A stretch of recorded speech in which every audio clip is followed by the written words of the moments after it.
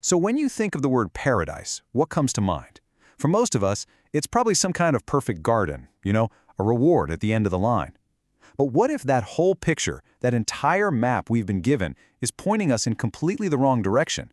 Today, we're diving into a perspective that turns that map right around and points it inward. And this is really the core question from our source material. It's a provocative one, isn't it? What if the journey to Eden isn't about getting to some far-off place, but about a journey back to ourselves, a journey of, profound self-discovery and integration? Okay, so let's really get into this by putting two very different views side by side. You've got the common view: paradise is a physical place, somewhere you go after you die, and it's usually described with all sorts of sensual rewards. But the view from our source, it's radically different. It says paradise is an internal state of being, something you can realize right here in this life. It's not a location, it's a symbol of our own restored original wholeness. To even begin to understand this inner paradise, we have to go way back to the beginning. We need to look at the original blueprint for humanity itself. And, that means we have to completely rethink our understanding of Adam and Eve. Our source anchors this whole idea in this foundational verse from the Quran. And the key, the absolute critical point, is the wording. He created its pair from it, not next to it. See the difference?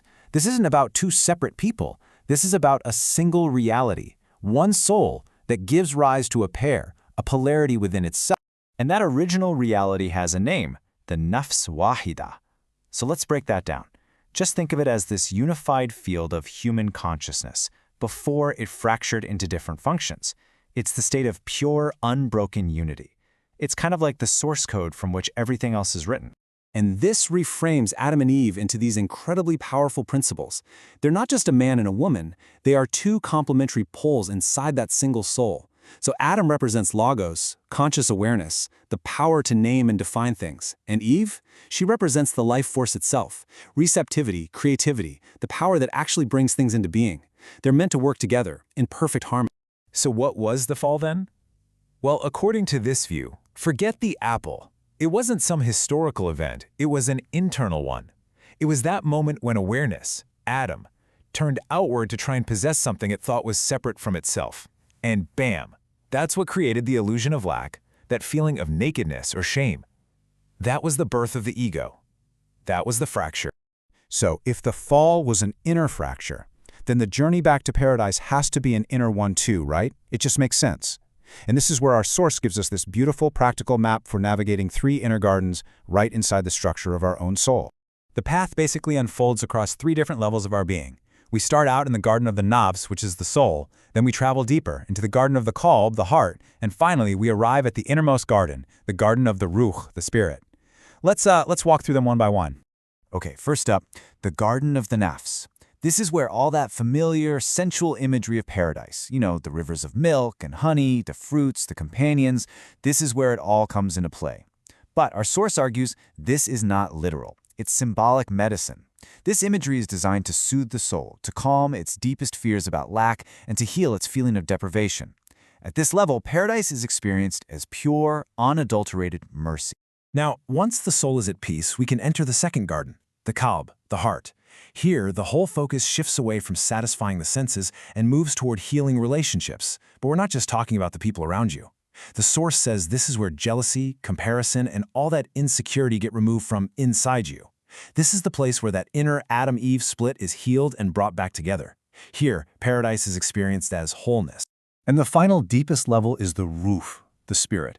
And this is where things get really, really profound. At this stage, all the imagery, it just dissolves. The gardens, the companions, even the idea of bodies, it all fades away. And why? Because the spirit doesn't want things anymore. It desires its own source.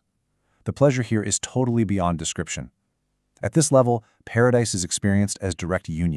So, what is the destination of this whole inner pilgrimage? I mean, what do you become when you've journeyed through all 3 of these gardens? Well, you arrive at the state of what our source calls the perfect human. But before we define what that is, let's tackle the most famous and probably the most misunderstood element of paradise, the companions, known in Arabic as the hur. What in the world are they in this internal map? The source material is absolutely direct about this. It makes a completely unequivocal statement. It says that Hor are not women. Okay, so if they aren't physical beings, what are they? They're symbols. They represent the qualities of our own consciousness when it's restored to its original, pure, Edenic state, a consciousness that is whole, receptive, and just pristine.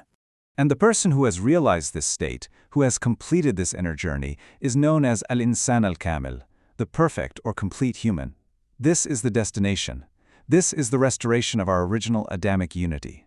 So what does this restored state actually look like? Well, it's when Adam, our awareness, is fully remembered, and Eve, our life force, is fully reintegrated. It's a human being whose desire has finally been healed. They're no longer out there desperately seeking beauty in the world because they have become a source that radiates beauty from within. Now, to help all of these really deep ideas sink in, the source wraps things up with a contemplative poem. It's written in a very classical style, and it's meant to let these concepts settle not just in your mind, but in your heart.